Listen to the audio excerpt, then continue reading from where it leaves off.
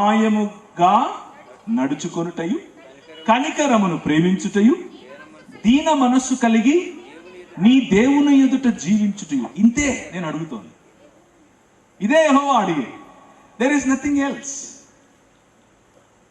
ఈ మార్గము నిజమైన మానవతా మార్గం. దానికి మాదిరి నిజమైన మనుష్యుడైనటువంటి క్రీస్తు. ఆయన ఇప్పుడు మీకు 5:2 చదవండి.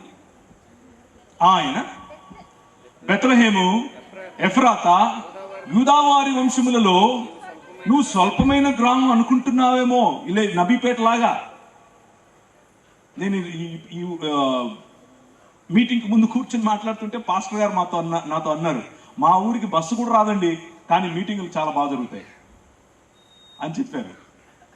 స్వల్పమైన గ్రామం అనుకుంటున్నావేమో, కానీ నా కొరకు ఇశ్రాయేలును ఏలబోయేవాడు నీలో నుండే వస్తాడు.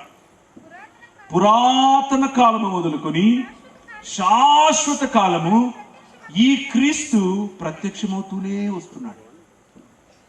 ఆయన మాట్లాడుతూనే వస్తున్నాడు. ఆది అన్నది మొదలైనది మొదలుకొని ఆయన మాట్లాడుతున్నాడు.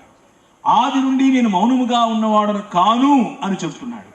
ఈ క్రీస్తును గురించినటువంటి మాట ఎప్పుడు ఎక్కడ ఎవరితో మాట్లాడాడు, ఆయన ప్రణాళిక, ఆయనకున్నటువంటి ప్రణాళిక ఏమంట?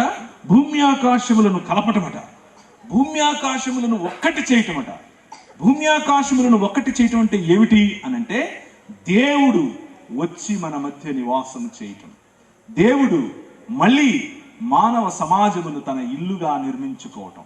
దేవుడు వచ్చి మన మధ్య మన శరీరములను ఒకటి చేసినప్పుడు అందరము